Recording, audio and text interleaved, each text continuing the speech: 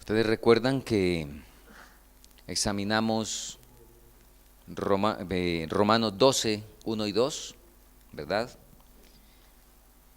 Y leímos cómo el Señor a través del apóstol nos invita a no conformarnos a este mundo, sino transformarnos por medio de ¿qué? La renovación del entendimiento, de la mente. Muy bien. Leímos anoche lo que se expresó por primera vez de manera muy sentida en 1887. La mayor y más urgente de todas nuestras necesidades es la de ¿qué? Un reavivamiento de la verdadera piedad en nuestro medio. Procurarlo debiera ser nuestra primera obra. Y recuerdan que hicimos un repaso, ¿verdad?, de las diferentes ocasiones en la historia en las cuales se habló de manera particular de este asunto y se trató de hacer un énfasis, se trató de motivar, pero con los resultados que nunca llegó a efectuarse de manera suficiente, porque siempre han existido personas, por supuesto, que han obedecido el llamado del Señor, que han tomado en serio y que le han permitido al Señor reavivar sus vidas. Pero hablando en términos generales como pueblo, nunca se ha llevado a su feliz término este llamado que era urgente en 1887, ya era urgente, era la mayor de las necesidades. Ahora, ustedes recuerdan que leímos una escena, ¿verdad?, para 1901, de algo que ocurrió en 1901, y que parece muy hermoso. Sin embargo, estamos aquí todavía y con ello se demuestra que no se cumplió tampoco lo que en 1901 se escribió o lo que en 1903 se escribió respecto a 1901. Voy a repasar rápidamente esto para ir al punto que nos quedó pendiente anoche y que vamos a tratar en esta noche. Recuerden que la sierva del Señor dijo lo siguiente, y voy a agregar algo que no leímos anoche. En enero de 1903, ella escribió respecto a la reunión de 1901 lo siguiente: estábamos reunidos en el auditorio del tabernáculo. Se ofreció una oración, se cantó un himno y nuevamente se ofreció una oración. Se hizo ante Dios una muy ferviente súplica. La reunión se caracterizaba por la presencia del Espíritu Santo. Nadie parecía demasiado orgulloso como para no hacer una confesión sincera. Y los que tomaron la iniciativa en este proceder eran los que tenían influencia, pero que nunca antes habían tenido el valor de confesar sus pecados. Había un regocijo como nunca antes se había oído en el tabernáculo. Y luego sigue la narración de Testimonios, tomo 8, cómo se siguió en alabanzas y se siguió en acciones de gracias y en confesiones casi hasta el amanecer. Y como ya leímos, había un regocijo como nunca antes se había visto en el tabernáculo. Ahora seguimos leyendo. Entonces desperté de mi inconsciencia y por un rato no pude darme cuenta dónde estaba. Mi pluma estaba aún en mi mano. Se me dijeron estas palabras: esto es lo que podría haber sido. El Señor estaba esperando para hacer todo esto en favor de su pueblo. Todo el cielo estaba esperando para manifestar su benevolencia. Pensé, ¿en dónde podríamos estar si en el último congreso de la Asociación General se hubiera realizado una obra cabal? Ahora, ¿por qué no pudo venir el Espíritu Santo? Y esta descripción tan hermosa que le fue presentada en visión a la hermana Huay era lo que debía haber ocurrido, pero que no ocurrió porque no pudo venir el Espíritu. Vamos a leer las condiciones que están escritas para que pueda venir el Espíritu y causar un reavivamiento. Porque recuerden que leímos otra cita anoche, donde enseguida de presentar la mayor necesidad, la sierva del Señor dice que ese reavivamiento debe ser bajo la ministración del Espíritu. ¿Recuerdan? Dijimos que no bajo la administración de la Asociación General, no bajo la administración de la Unión Boliviana, no bajo la administración de la Junta de Cala Cala, sino el reavivamiento tiene que ser bajo la ministración del Espíritu. Y para que ministre el Espíritu, ¿desde dónde va a ministrar? Entonces, ¿tiene que venir o tiene que hacerlo virtualmente o cómo es? Tiene que estar presente, debe venir a presidir, ¿verdad? En nuestra vida, en nuestro corazón o en la reunión donde sea. Muy bien. Ahora, escuchemos las condiciones que están dadas ahí en Mensajes Selectos, tomo 1, página 141. Exactamente, inmediatamente después de decir la mayor y más urgente de todas nuestras necesidades es la de un reavivamiento de la verdadera piedad en nuestro medio. Procurarlo debiera ser nuestra primera obra. Sigue diciendo, nuestro Padre Celestial está más dispuesto a dar su Espíritu Santo a los que se lo piden que los padres terrenales a dar buenas dádivas a sus hijos. Sin embargo, mediante la confesión, la humillación y el arrepentimiento y la oración ferviente, nos corresponde cumplir con las condiciones en virtud de las cuales ha prometido Dios concedernos su bendición. Cambiamos un poquito el orden de las dos primeras porque creo que hay un orden más exacto. Mediante la humillación, la confesión, el arrepentimiento y la oración ferviente, dice acá. Ahora, realmente la oración ferviente es la manifestación externa de estas otras tres cosas. Pensemos un poquito. Humillación, confesión y arrepentimiento, ¿cómo se manifiestan? ¿A través de qué se comunican? De la oración. Así es de que podemos decir en justicia que son tres cosas, tres condiciones del alma, ¿verdad? Tres condiciones del alma que por supuesto se vierten en la oración para que cumplamos las condiciones a través de las cuales ¿qué? El Señor puede derramar el Espíritu. Ahora escuchen. Hermana Huay nos dice por qué no pudo venir el Espíritu de una manera textual. Y ahora leo el encabezamiento de la visión que pudo haber sido. Ella le encabeza lo que ya leímos y dijimos que se vio esa situación tan hermosa en el tabernáculo, hubo confesiones, lágrimas, los que estaban en responsabilidad fueron los primeros que lo hicieron, antes no habían tenido el valor de hacerlo, pero ahora pues cedieron a la súplica del Espíritu Santo, etc.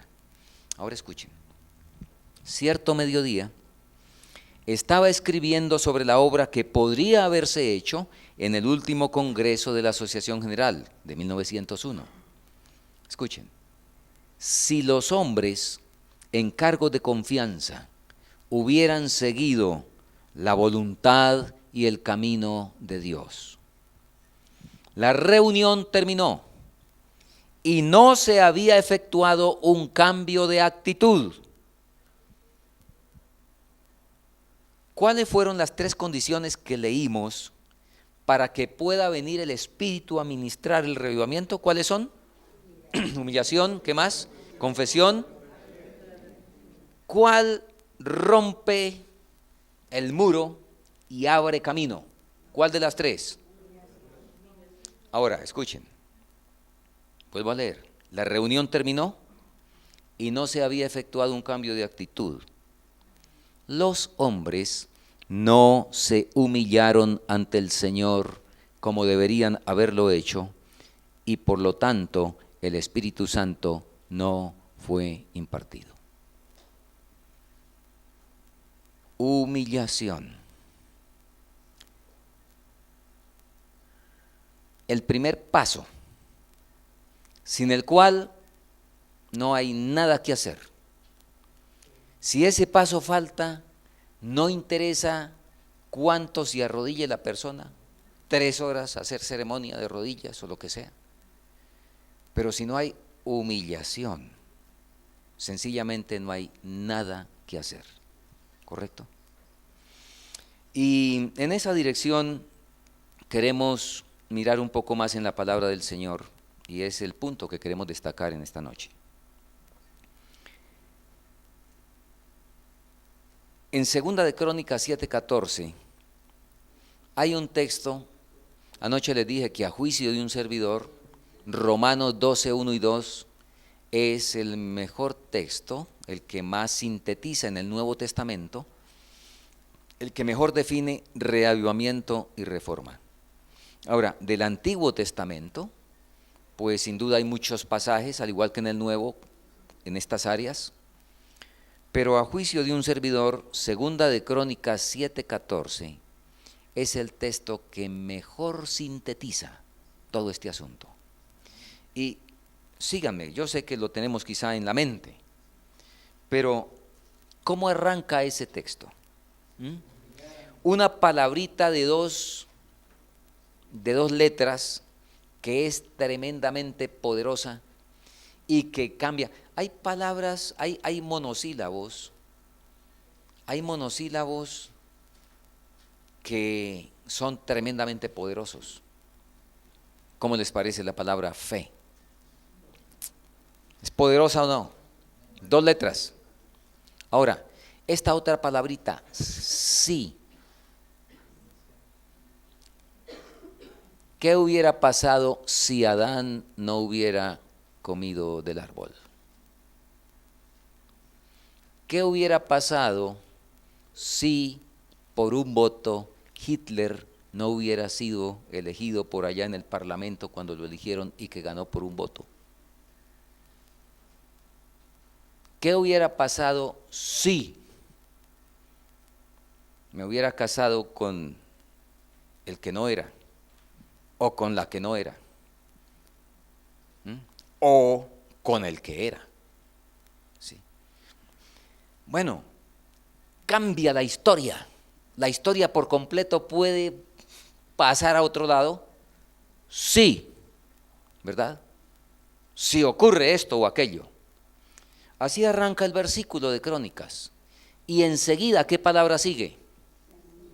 Si se humillare mi pueblo.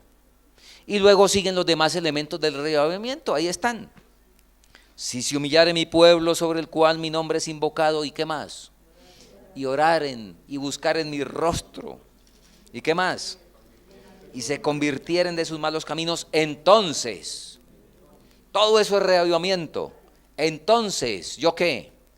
Yo escucharé de los cielos y ¿qué? Sanaré su tierra. Muy bien.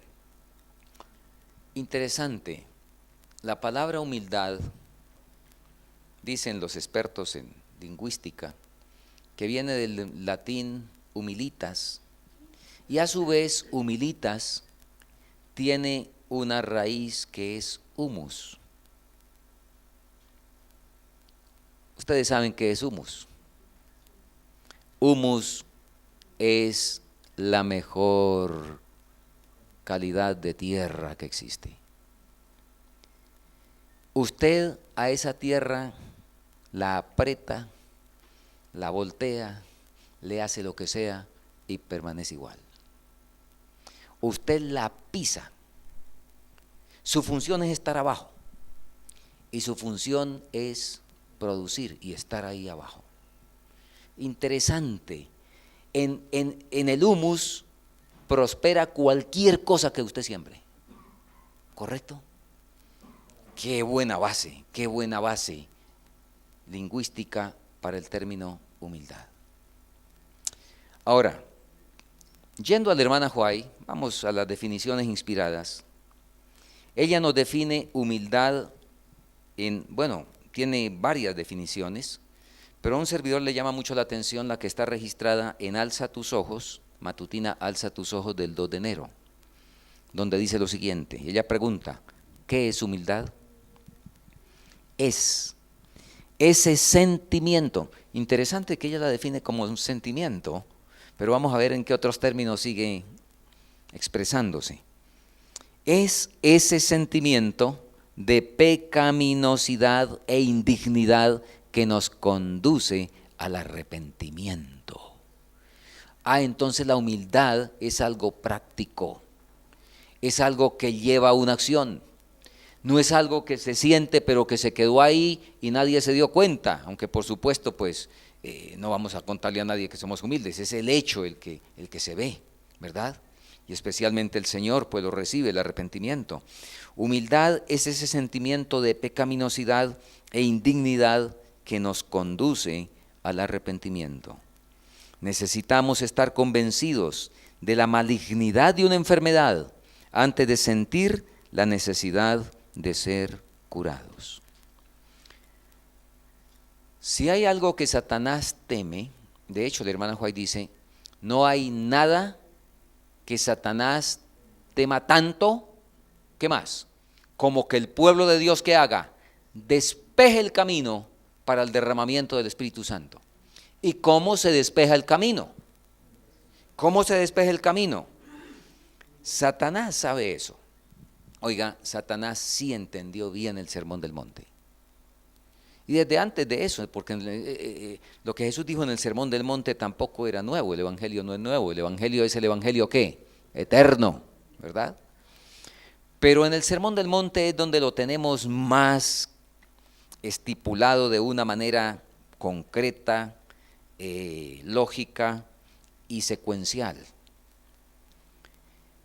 Y les reitero, en el Sermón del Monte hay dos grandes secciones. La primera, cortica, Mateo 5, 1 al 12, de la cual la hermana White dice, y ustedes leen ahí en sus Biblias de estudios, que la sierva del Señor dice, agradezco al Señor por estos pasajes. Si no hubiera más, si no tuviéramos más Biblia, con esto sería suficiente para que nadie quedara confundido y nadie errara.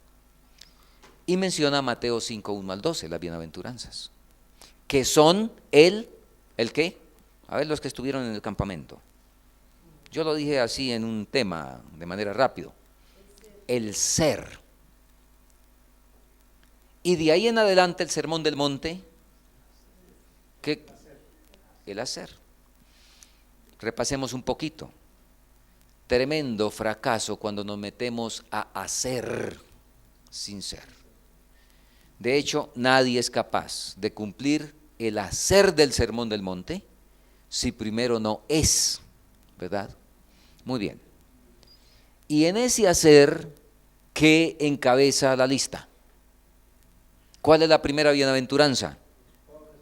¿Y eso qué es? ¿Eso qué es? Colocándolo en otros términos. Eso es humillarse, esa es la humildad. Bienaventurados los pobres de espíritu. Saben, en un artículo extraordinario, no sé cuántos leyeron un artículo de un doctor, salió en nuestro firme fundamento, también en la revista Alfa y Omega, de un doctor Vernon Sparks, titulado Cómo conocer la voluntad de Dios, donde cuenta la historia de Jorge Müller, el inglés, ese hombre de oración famoso que finalmente llegó a tener en su orfanato a 5,000 niños, tener orfanatos para 5,000 niños, y que tiene en su registro más de 5,000 experiencias milagrosas como respuesta a la oración. Eso de una noche, de terminar la cena o terminar la noche y no tener ni un pan para 300 niños, y no había nada para comer al otro día, y aislados y todo lo demás. Müller irse a la cama, decirle: Señor, ahí hay 300 niños, son hijos tuyos, el problema es tuyo, yo tengo que dormir porque no puedo hacer nada, eso es tuyo. Se levanta el otro día, se reúnen los niños, les tiene su culto, tan pronto terminen el culto hay que orar para agradecer por el alimento y no hay absolutamente nada, ni posibilidades de nada. Müller ora. Cuando termina de orar, la oración prácticamente es interrumpida por el sonido de unos carruajes que han llegado, porque resulta que a 3 horas de distancia, a las 12 de la noche, se despierta un rico hacendado que tiene muchísimas provisiones, y pues él vende provisiones, y se despierta y una voz parece decirle: llévale comida a Müller. Y él se acuesta a dormir, quiere dormir, no puede dormir, y escucha la voz: llévale comida a Müller.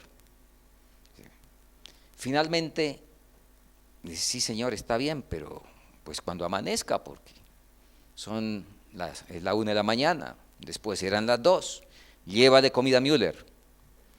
Finalmente a las 3 tiene que levantarse, levantar sus ayudantes, cargar los carruajes, colocarlos en los caballos para llegarle preciso a Müller con la comida a tiempo para el desayuno de los niños. Experiencias como esa, unas más, otras menos, qué sé yo, él relata 5,000. Él leyó la Biblia 140 veces y de las 140 veces cuenta que la mitad de las veces leyó la Biblia de rodillas. Él tiene un artículo extraordinario: ¿cómo conocer la voluntad de Dios? El que quiera, el que tenga dudas de eso, busque ese artículo. Hecho por el doctor Vernon Sparks, pero que coloca los puntos de Müller. ¿Sí? Búsquenlo en internet: ¿cómo conocer la voluntad de Dios? Y este hombre, y voy para el punto que estamos, este hombre dice, para poder conocer la voluntad de Dios, dice que el primer paso es colocarse en un estado donde no tenga voluntad propia. Y cuando usted logra hacer eso, él le coloca a eso ya el 90% del camino. ¿Correcto? Y eso es lo que ocurre con esta primera bienaventuranza.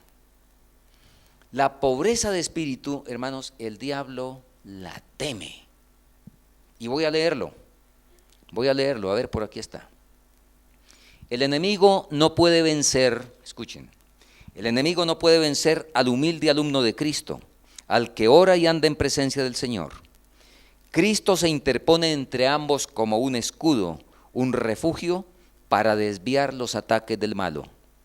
Se ha prometido lo siguiente: porque vendrá el enemigo como un río, mas el Espíritu de Dios levantará bandera contra él.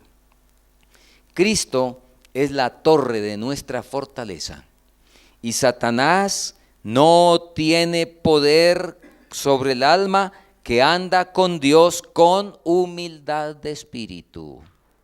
¿Qué les parece? Satanás no tiene poder sobre el alma que anda con Dios en humildad de espíritu.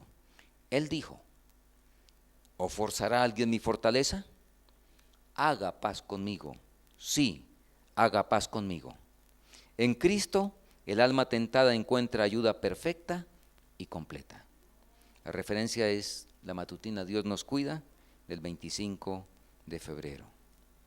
Así es que, por eso Satanás le teme mucho a eso. Y hace todo lo que sea para que los seres humanos no se humillen. Donde deben humillarse, cada vez que sea necesario humillarse, con el que se necesite, ¿verdad? Ahora, otro detalle de esto de la humildad es, y ya lo mencionamos, es la base de todas las gracias. Hermana Juan nos dice, comentando la tercera bienaventuranza, que en las bienaventuranzas está una escalera, ¿verdad? Y la humildad es el primer peldaño Y no olvidemos, usted al subir las escaleras de su casa, si quiere, puede dar un brinco y saltarse 2 o 3, ¿verdad? Pero en el plan de Dios, en el plan de Dios no existe esa posibilidad de saltarse peldaños. El primer peldaño hay que pararse y pararse muy bien. Sobre ese se construyen los demás.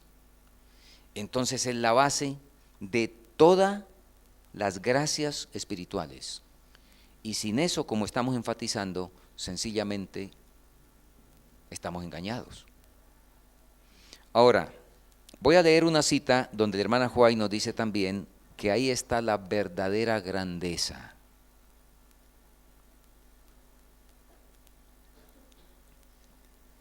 El Señor dice en Isaías 55, porque mis pensamientos no son ¿qué? Vuestros pensamientos.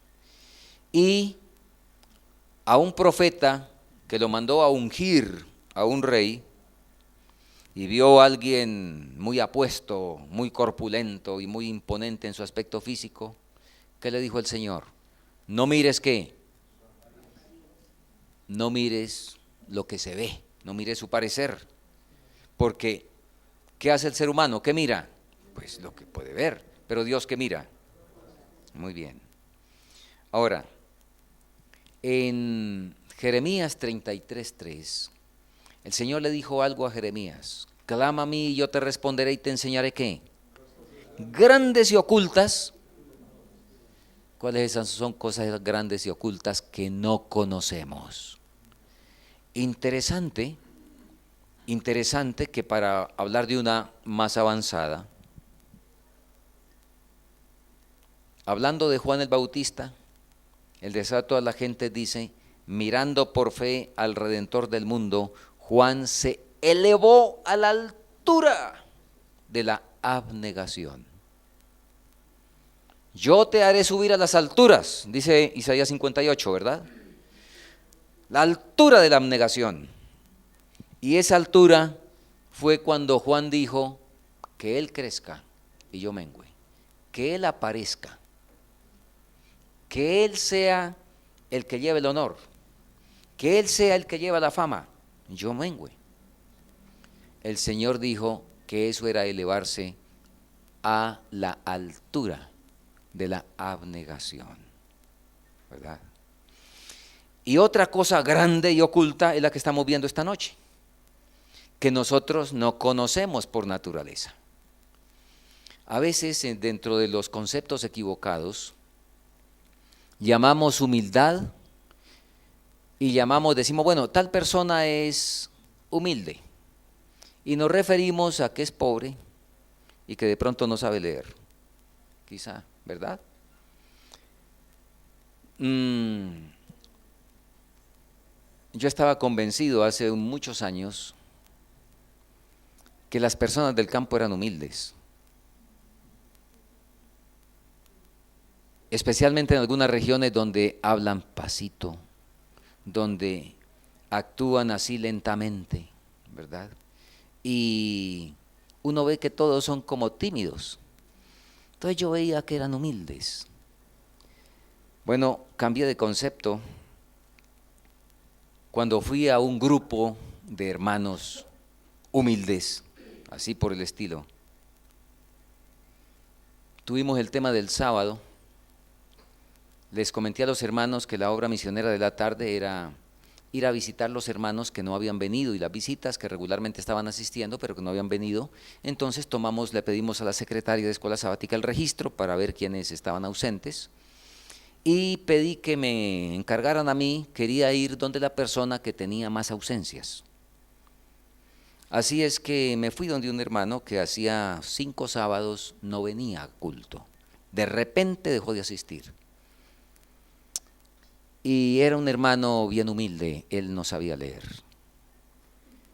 Entonces empecé a preguntarle razones y él empezó a decir por allá, por aquí, ver de dónde tomaba una excusa y dónde tomaba otra.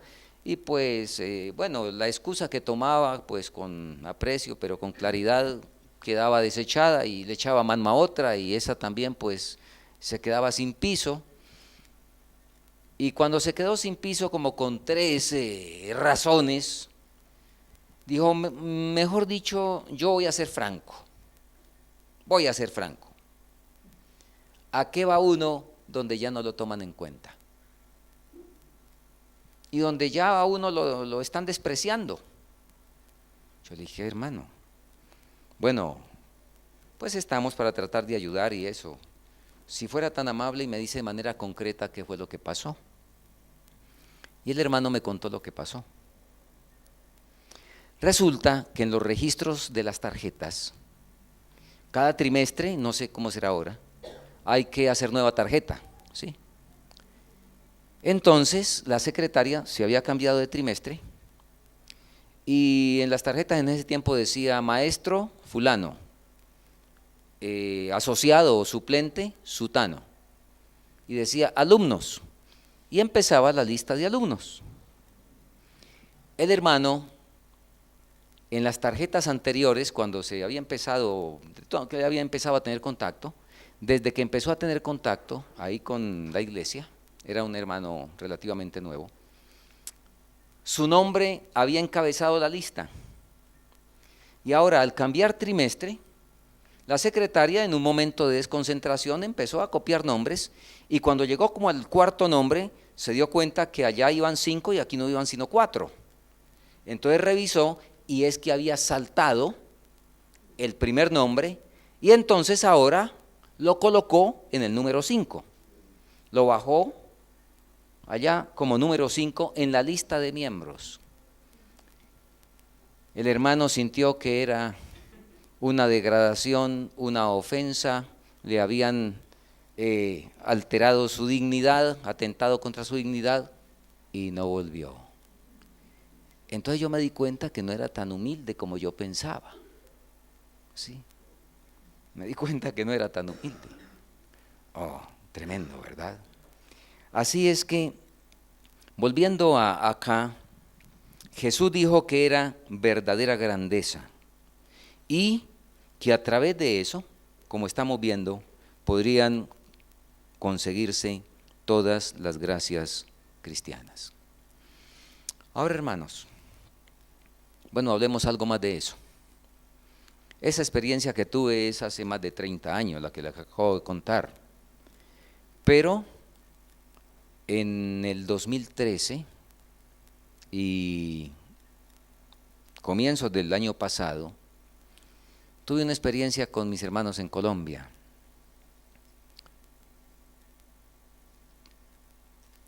Decidimos hacer un ayuno continuado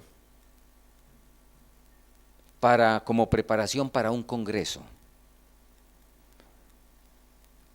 ¿En qué consistió? En que todos los días iba a ayunar alguna persona.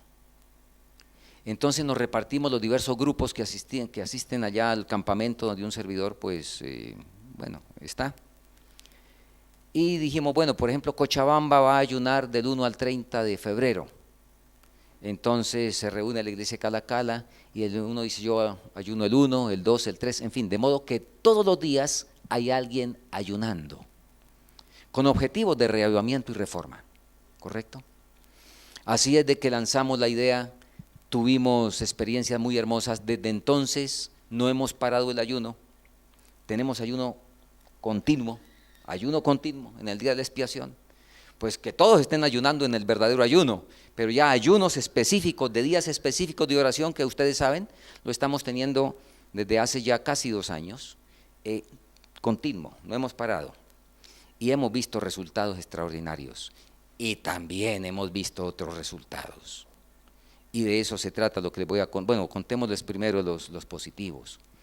Un servidor, mientras está en Colombia, acostumbra pedir a los directores de grupo que por favor me den la lista de las personas que están ayunando cada día para darles una llamadita y orar con ellos y decirles que bueno, yo me identifico y ese día pues coloco en oración al hermano que está de turno.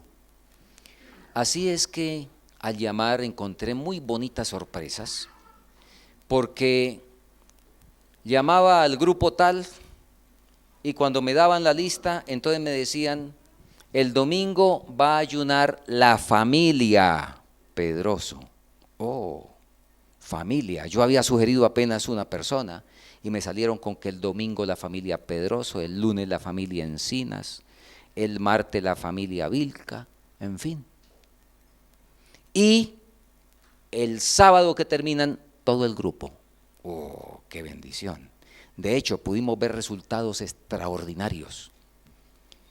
Extraordinarios los resultados en un campamento, cuando eso se hizo para la primera vez. Unos evangélicos que habían ido al Congreso, cuando supieron, me llamó el pastor Francisco, se llama, y me dice, por favor, nosotros queremos participar. Claro que sí. Y entonces les asignamos la fecha que les tocaba a ellos. Y cuando lo llamo para saber quiénes ayunaban cada día, me dice, el domingo los padres de familia, el lunes las madres, el martes los jóvenes, no adolescentes sino los jóvenes más mayores, el miércoles las jóvenes, el jueves los niños. Y en fin, y unos terminaban con vigilia, otros terminaban con ayuno, otros terminaban con Santa Cena. Fue muy hermoso. Pero junto con eso, bueno, cuando yo les lancé la idea del ayuno, la gente se fue, porque la lancé en el campamento, lo tomaron con entusiasmo. Ayuno por el reavivamiento, para que no sea otro cuento de los que hemos tenido desde 1887, ¿verdad? Pero cuando se fueron, yo dije, me equivoqué. Que ayunen sin haberse puesto cada uno a tono con el Señor. Que se pongan un día que ayunar por el reavivamiento. Y yo qué sé si tienen cosas pendientes con la esposa, con el hijo, con alguien que no se han arreglado. Entonces no van a tener un día de ayuno, sino un día de aguantada de hambre o un buen ayuno terapéutico, pero terapéutico y no más. Así es de que rápido escribí una circular. Les dije, hermanos, por favor, 2 ayunos en vez de 1. El primer ayuno, por favor, no va a orar usted por nadie, no va a ayunar por nadie, ni por la esposa, ni por los hijos. No, el primero es por usted. Póngase a tono con el Señor, para que el Señor le muestre ese día. Usted humíllese ante el Señor para que el Señor le muestre qué cosa tiene pendiente con el Señor. ¿Qué dice Salmo 66, 18? Si en mi corazón hubiera yo mirado la iniquidad del Señor, ¿qué? No me oirá. Así es de que, hermano, para que no pierda el ayuno por el reavivamiento, por favor, anteceda ese día con un día de ayuno por usted, donde le va a pedir al Señor que le muestre qué asuntos tiene pendientes por arreglar. Y para que tenga ayudas prácticas, entonces haga lo siguiente. Preparé un artículo de 3 hojas, fueron 3 hojas, de indicaciones para el ayuno, tanto indicaciones físicas como espirituales. Indicaciones físicas que pues no trabajara tantísimo el día anterior para que no estuviera tan cansado, bueno, una serie de cosas prácticas, ¿verdad? Y explicándole el factor de no comida, porque algunos hermanos no sabían y creen que tiene algún mérito el hecho de no comer. Y por supuesto que eso de mérito no tiene absolutamente nada.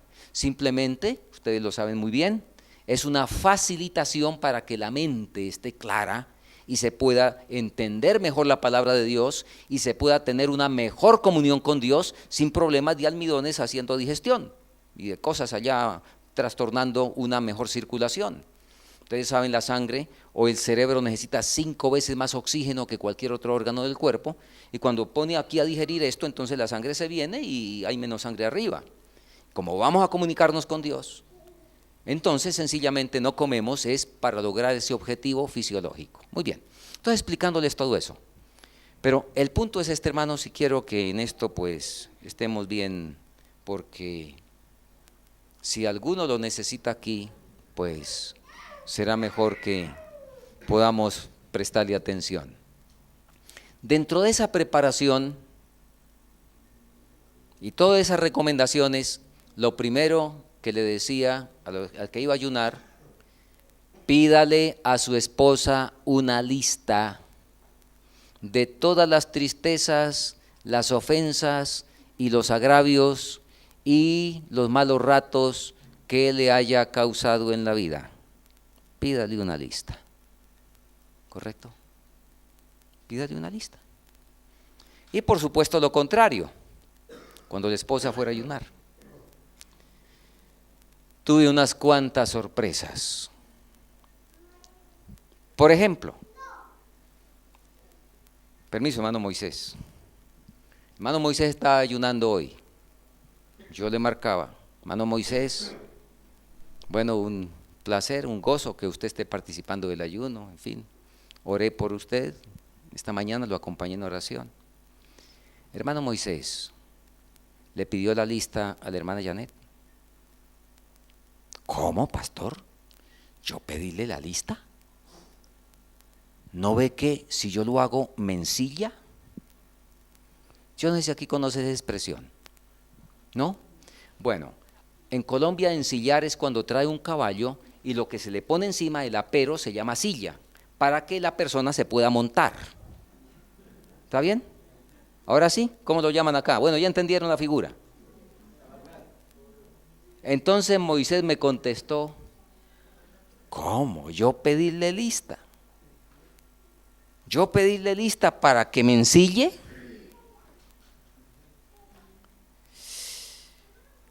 Bueno, yo tenía que decir, hermano, entonces, bueno, tome bastante agua para que tenga un buen ayuno terapéutico, porque su ayuno en esas condiciones va a ser es un ayuno yoga, ¿verdad? Por allá terapéutico, sencillamente, para beneficiar el organismo. Y pues fue de parte y parte. Un hermano me dijo con bastante tristeza, le pedí la lista a mi esposa y me dijo, no caben las cosas en un cuaderno. ¿Sí? Tremendo. ¿Cuánto cuesta al ser humano humillarse? ¿Verdad? ¿Cuánto cuesta humillarse? ¿Cuánto? Yo conozco hogares que pasan semanas sin hablarse uno con el otro. Algunos no entendemos cómo eso es posible, pero lo creemos porque lo hemos visto. Que son capaces de pasar días y días sin hablarse. Y hogares bien religiosos. Y bueno, trágico el asunto. ¿Cuál fue la razón por la cual no pudo venir el Espíritu? Los hombres no se humillaron. La mayor fuente de problemas en el hogar, ¿cuál es? Esa. No hay reconocimiento de la falta, no hay humillación. No hay el acercarse al otro y decirle perdóneme, ¿verdad? La mayor fuente de problemas a nivel de iglesia en todas las comunidades, ¿cuál es? Hermanos,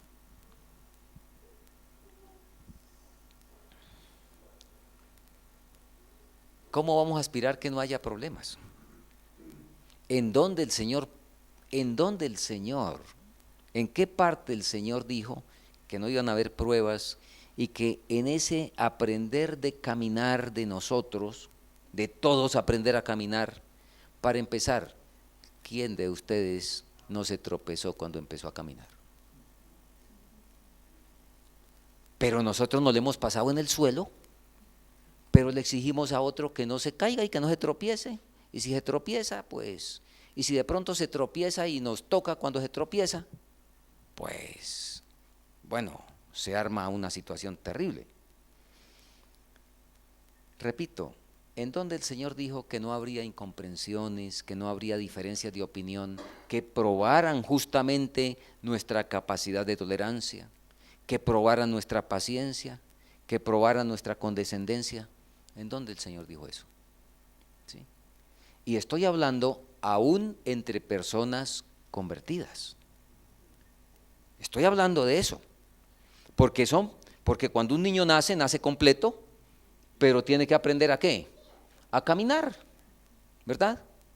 Entonces, ¿y cómo nace la criatura? Y fíjense, una de las herramientas que el diablo tiene para desanimar es que cuando usted, por ejemplo, realmente se entrega al Señor y nace de nuevo, recibe un nuevo corazón y empieza a transitar, y en su casa los demás no han ido a la par con usted, y usted ahora es el que ora, el que estudia y lo demás, cuando usted se equivoque, ya sabe. Ya sabe. Y yo lo digo de la siguiente manera. Los otros, y hablemoslo en el término de la salud, hermana Jacqueline, los que hablamos de salud,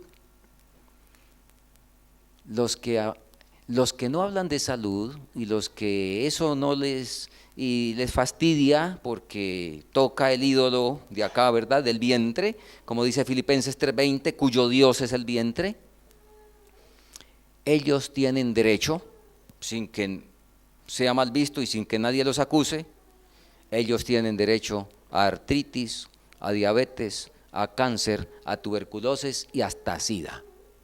Y parta sin novedad. Pero usted no tiene derecho de estornudar. En el momento que estornude, ya sabe. Recuerdo este caso justamente en este aspecto. Un hermano en su casa que fue el único que tomó el evangelio en serio y empezó a luchar. Era un hermano paciente, paciente. Y empezó a luchar con su familia. La esposa pues no lo acompañó en su deseo de buscar al Señor, aunque también pues era del mismo ismo, ¿verdad? Pero, y la esposa pues favorecía a los hijos que querían el mundo y las cosas del mundo. Y ustedes saben la tendencia natural cuál es, y entonces hacia dónde se van las simpatías de los muchachos cuando no entienden y todas esas cosas. Así es que ellos tenían derecho de todos los días ponerse bravos y todo lo demás. El hermano un día le pasó lo de Moisés. Un día perdió el control, perdió el dominio propio y alzó un poco la voz porque ya, bueno, sencillamente no soportó el voltaje, ¿verdad? Y hasta un año después todavía le estaban restregando el asunto, ¿correcto? Óigame, cuando eso ocurre, esas personas tienen la gran bendición del desafío de lograr la santidad, ¿verdad? ¿Qué ayuda tan? Claro que esa ayuda, pues, la mayoría no la resistimos, pero viéndolo desde otro punto de vista, qué oportunidad para un curso acelerado y avanzado de santidad, ¿verdad? Tener ahí en la casa tan significativas ayudas en esa dirección. Por supuesto, hay que tener una comunión con Dios que se fortalece cada día para poder resistir eso. Hermanos, humillaos bajo la poderosa mano de Dios para que Él os exalte cuando fuere tiempo. Y bueno, ustedes sin duda han visto gente y sin duda que en el campamento tuvieron contacto con gente. Yo no sé ustedes qué sintieron, bueno, ya la conocían antes, pero los que no lo conocían, los que no lo conocíamos, que experimentaron al, por ejemplo, tener ahí enfrente a toda la familia Neblec, ¿verdad? Yo no sé aquí los hermanos que sintieron, yo no sé cuántos esfuerzos hacen cada uno de ustedes, por ejemplo, para reunirse aquí, para venir a los cultos, yo no sé. Pero no sé qué sintieron los que fueron al campamento y fueron testigos de la familia Bazán, que viajó desde el Brasil casi 40 horas, ¿verdad?, para venir al campamento. Yo tuve el privilegio, porque fue un privilegio que el Señor me dio, de dormir con ellos en el mismo cuarto. Y pues charlamos siempre algunas cositas. Y el hermano me dijo, es que hay que hacer cualquier esfuerzo. Y sobre todo, también pensando en los niños, en las niñas. Nosotros lo hacemos con mucho amor al Señor y porque pues eso es lo que sentimos. Pero esto va a ser muy significativo para ellas, ¿verdad? Y deben aprender que por el Señor debe hacerse el esfuerzo que sea. Interesante. Y digo esto no para exaltar a nadie ni nada, sino porque esas cosas nos ayudan, ¿verdad? Nos ayudan. Creo que nos ayudan. Y eso lo hace gente que realmente está amando al Señor y poniendo al Señor en primer lugar. Entonces lo refiero como ilustraciones, lo que ustedes han visto y por supuesto cuánto no hemos visto, para decir que hay gente que sí se está humillando. Hay gente que sí está confesando de verdad su pecado y se está arrepintiendo. Hay gente que está entrando en el reposo. Y el Señor nos da a nosotros la oportunidad para que podamos, si lo necesitamos hacer, con cualquiera en la familia, con cualquiera de los que conocemos. Si hay cualquier sentir en nuestro corazón, entonces podamos aprovechar la primera oportunidad que tengamos para humillarnos y colocarnos a tono con esa persona. Me gustaría, hermanos, que mañana, que es viernes, pudiéramos hacer algo especial. Bueno, será mañana que les comento porque ya hoy el tiempo avanzó. Saben, donde un servidor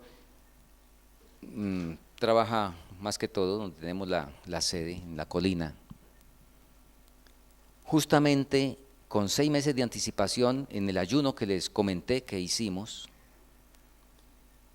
cuando llegamos al próximo campamento, y yo les había comentado a los hermanos la necesidad de ponerse uno a tono y en fin, lo que ya les explicamos. Cuando llegamos al próximo campamento, entonces tomamos Testimonios tomo 8 y seguimos la visión paso por paso de lo que está escrito, de lo que pudo haber sido. Y bueno, en algún escrito que espero que en unos meses próximos les llegue, porque esta vez no les llegó, está la crónica de lo que sucedió. Déjenme comentarles que hicimos eso. Pues un servidor dirigió la sesión e hicimos exactamente como dice la visión, porque dice, se cantó un himno, se tuvo una oración. Entonces, tomamos la visión paso por paso. Y ahí en la visión dice que el que hablaba tomó la iniciativa. Y pues el que hablaba tomó la iniciativa de dirigirse a alguien de la congregación, ¿verdad? Y luego hicimos la invitación a los hermanos que tenían influencia. Pasó un hermano profundamente conmovido, me abrazó y me pidió perdón por un resentimiento que tenía conmigo hacía 23 años. Y yo no lo sabía. 23 años. Y bueno, mañana continuaré, pero entonces yo entendí cosas que habían pasado esos 23 años, cosas que aparentemente no tenían ninguna relación. Este hermano que tenía una solidez estructurada bíblica, sin embargo, había estado coqueteando con algunos vientos de doctrina. Y yo sí estaba inquieto. El hermano fulano, ¿por qué tambalea? Con la formación que tenía, él incluso tuvo una formación teológica. Y yo no entendía por qué tambaleaba. Esa noche entendí. En el momento que uno guarde un resentimiento con alguien, el Espíritu no puede manifestarse. No puede venir el Espíritu a asistirlo a uno con discernimiento cuando llega un viento de doctrina. Además de tantas otras cosas que ocurren como pérdida en la experiencia de quien de esa manera pues se permite tener un asunto pendiente. Así es que hermanos, que el Señor nos ayude. A ver, permítame terminar con una con una cita de la hermana Huay como ilustración que tenemos para nuestra enseñanza. Hablando de la piedad primitiva, y leo esta cita, terminamos con esto. Mientras los discípulos esperaban el cumplimiento de la promesa, estamos hablando del aposento alto, ¿verdad? Mientras los discípulos esperaban el cumplimiento de la promesa, y nótese, primer elemento es que humillaron sus corazones con verdadero arrepentimiento y confesaron su incredulidad, poniendo aparte toda diferencia, todo deseo de supremacía. Se unieron en estrecho compañerismo cristiano. Estos días de preparación fueron días de profundo escudriñamiento del corazón. 10 días se necesitaron para que viniera el Espíritu Santo. Es que, ¿en cuánto tiempo se arregla una diferencia? En 2 minutos. Hermana Clemencia, por favor, perdóneme. Estuvo. En 10 días pudieron no quedó nada pendiente. ¿Y qué pasó a los 10 días? ¿Qué pasó? A ver, ¿qué pasó a los 10 días? ¿No recuerdan? Sí, pero cuando hicieron eso, fueron 10 días que estuvieron en el aposento alto. ¿Qué se derramó? ¿Y qué ocurrió después? Conversiones por miles, ¿verdad? Y se terminó el objetivo para ese siglo. Realmente los discípulos terminaron con la obra ellos encomendada. Ellos terminaron la obra, ¿correcto? Bueno, hermanos, que el Señor nos ayude. Y les animo, vengamos mañana, pidámosle al Señor esta noche que nos ayude. Mañana quisiéramos repasar la visión de lo que pudo haber sido, pero que puede ocurrir donde deseemos que ocurra. Primero que todo debe ocurrir si lo necesitamos en nuestro hogar, obviamente uno primero con el Señor, ¿verdad? Luego en el hogar, con el que sea necesario, luego por supuesto entre el pueblo de Dios. Que el Señor nos ayude.